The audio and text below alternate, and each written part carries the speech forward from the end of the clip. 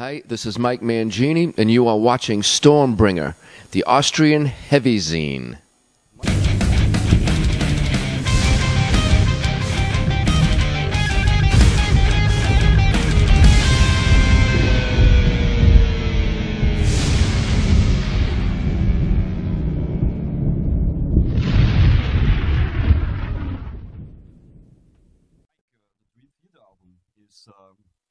The first real album you did with the band, because the first one was not co-written by you, I think. And how was that? The first real album, the first recording for you? It was an experience that allowed me to be fully expressive, because I was able to just play the drums. I was also able to learn how they compose the riffs that they do, because I was in the room the entire time, able to suggest things or just listen and pay attention to what was going on. It was great. Was there a bit of pressure because you know the people expect some that you deliver, you know, when you play with Dream Theater? So you are an extraordinary drummer. But was there a bit of pressure, or did you say, no, I don't pressure myself about this? There wasn't pressure on me. In fact, I was a little bit waiting with beats and ideas and things. I was waiting to try moves, so I was excited, you know, to share. Yeah, it wasn't pressure-filled. It was fun. But I think you knew the guys before, because you worked with James LaBrie on his solo stuff as well in the past. I did. The 3 records that I made with James were his solo albums, but I learned those songs normally at the studio. It wasn't, sometimes I did get music ahead of time, but, and one time I got it enough ahead that I could have learned it, but then a lot of work came in, and it wasn't my thing with him. Like, it was comfortable for me to work on the drum part with him. So, and it was quick, but this was different in that I could, we had time. We had all the time we wanted, so I was very comfortable. Saying quick, you mean how long do you need to play a song in one go in the studio from the scratch? Well, with James, in my history, I was able to get drum sounds, learn and record 10 songs in 2 days, including everything: getting the sounds, learning the songs, recording the drums, packing them up, and leaving. 2 days. Yeah, one record we got 3 days. Yeah, it was 2 days, 2 days, 2 days. It was usually a half a day just to set the drums up and get the sounds. But with Dream Theater, there was a lot more time, so we took time composing, which is different.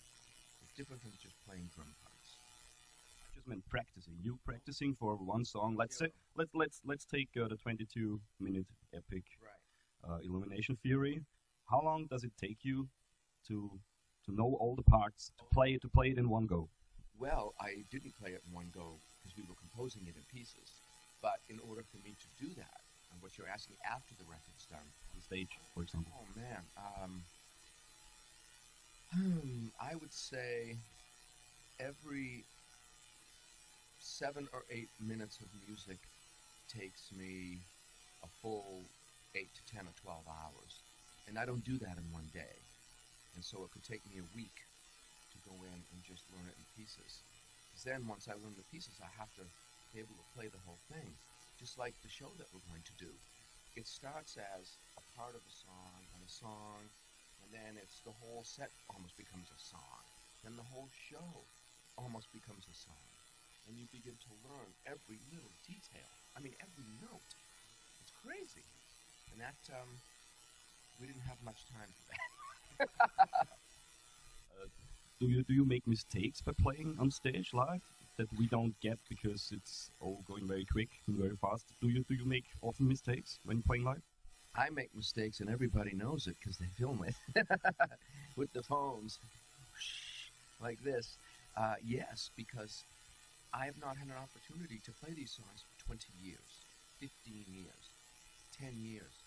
I played them twice with the band. It doesn't matter what I do at home. I mean, it's like being at home and even having a video camera videotaping yourself playing a song. You could play it a bunch of times, and the pressure's not the same.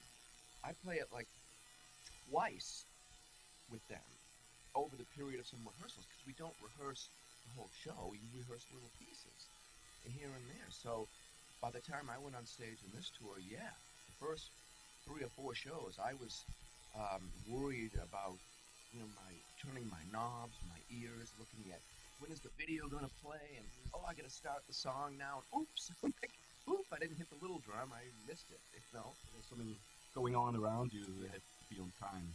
Exactly.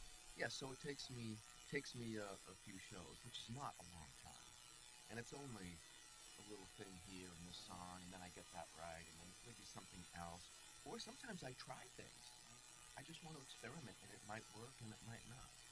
So you don't play exactly the same stuff as you do on record. You leave yourself some room to improvise on stage. Yes, I like the room to improvise because it does something to my brain. It makes me pay attention a different way because I'm not just playing a part by rote, just automatically. I'm thinking, oh, there are some drum fills coming up, and I'm not going to play what's on the record. I'm going to play what I want now, and I'm going to take it and do something crazy. And sometimes it comes out really great, and sometimes it doesn't. But it's preventing you from being a machine. Yes. Yeah. Yes, that's exactly right. You leave room to improvise as well. So yeah, I think that's what it's all about because it's always growing and growing the song on that way. Yes, it is, and there are opportunities for me to um, express a certain mood too, because it's honest, and the people that are there that night can get something a little different from a different night, because it's a different set of drum fills. So if you are in an aggressive mood, you play aggressive fills or something like that. That's right. Yeah, that's true. What mood are you in today? I am in a rested mood. This is the most rested I've been in the last 2 weeks. That's because you are in Vienna. It's a very laid back town.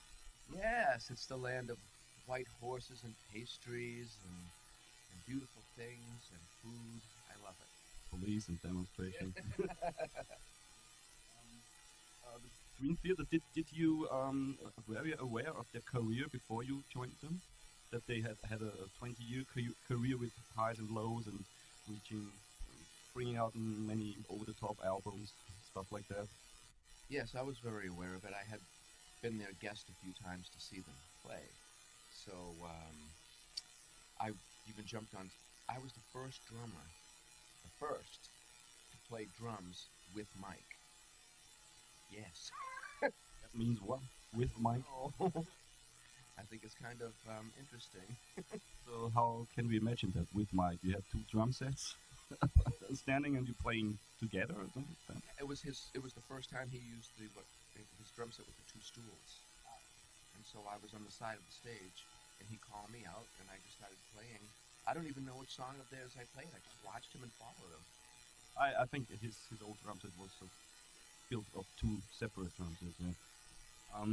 Yeah, I know you're getting weak of all these mic questions, the other mic, but it's not a particular Portnoy question. It's just you are aware that many people, many fans, expecting you playing the things just as he did in the old songs.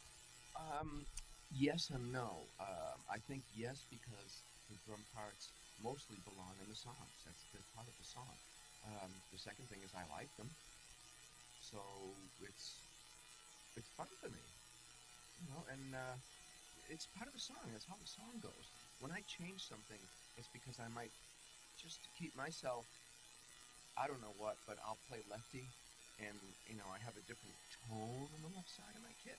Sometimes for a verse, the pitches of the cymbals are lower and darker on my left side, and I might play the verse on the left side and the bright chorus of the song on the right-handed cymbals, which are just pitched a little higher. Just something that I do that maybe doesn't get noticed, but it keeps me interested. Nerdy stuff. Yeah, it's fun. You have to be with such a big kid of yours, drum kid. It's just yeah, you have to explore. I think because there's so much about. I'll tell you what. If I didn't play orchestrally, meaning if when Jordan is up on the high part of his keyboard, I play the little drums. Same, the John and John are up on the high part of the neck. When they go down low, I play the bigger drums. If I didn't play orchestrally, I would probably just have two tom toms, just to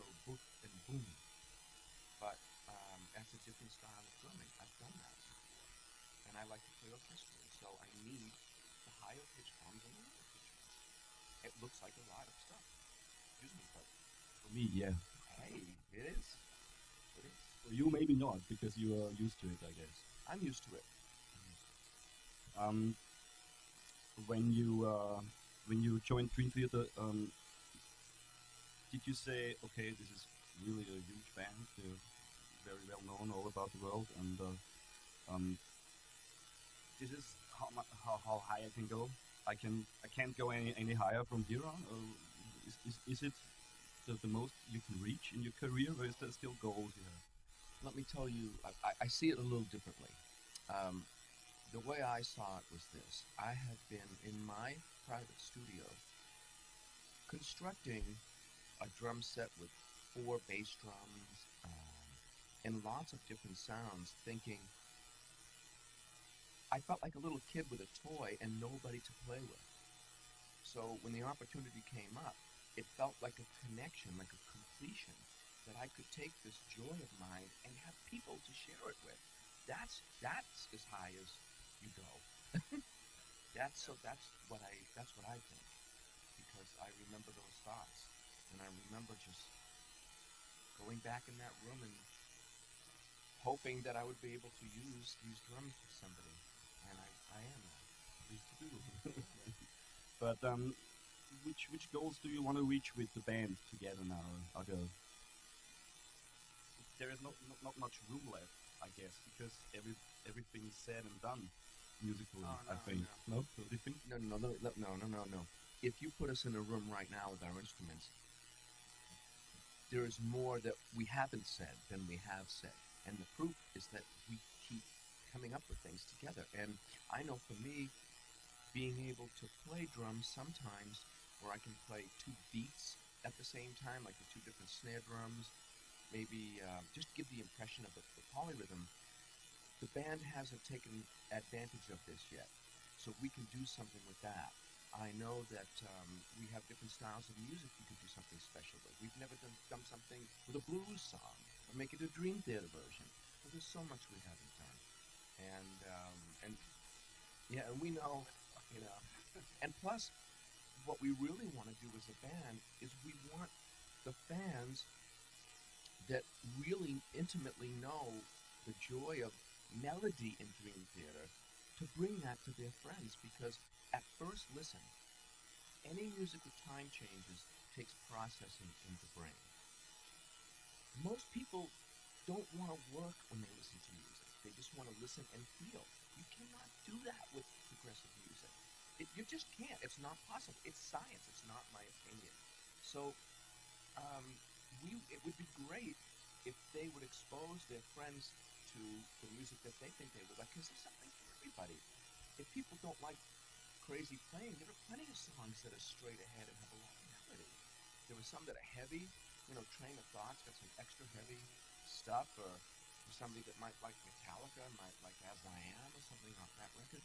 And they might then, once they hear one thing that they like, they might see it.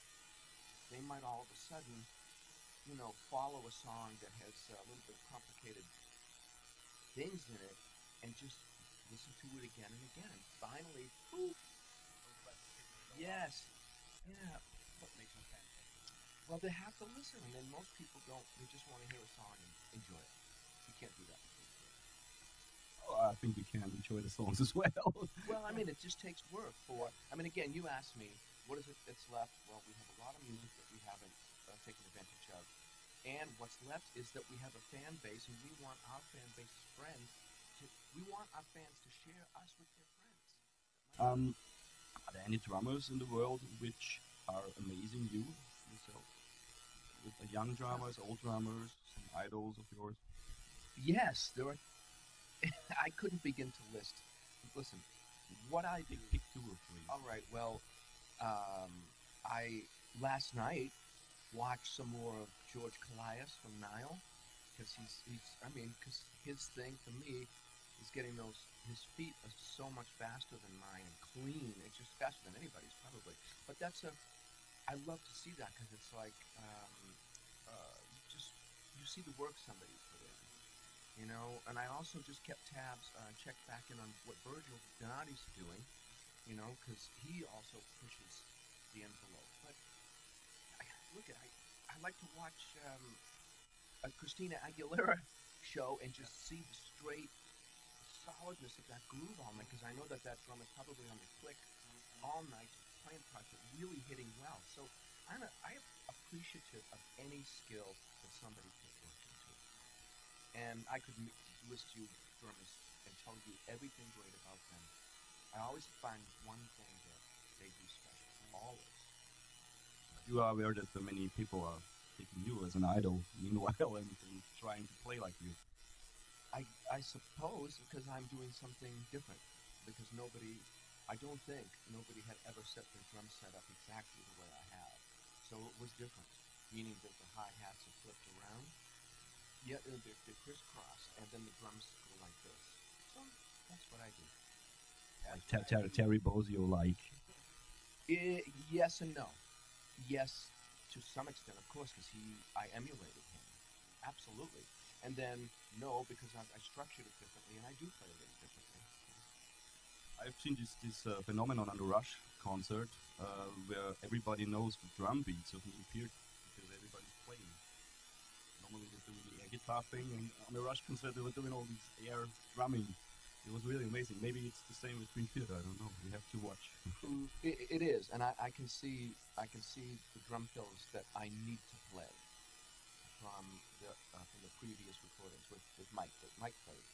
I know that because I can see people doing it. Sometimes what I like to do with people in the front, because I can you see their faces, is I'll play the fill exactly the same, or try to, that Mike did, and they'll see it and smile. And other times I'll change it and look at them, and then they're just they know I'm having fun with them.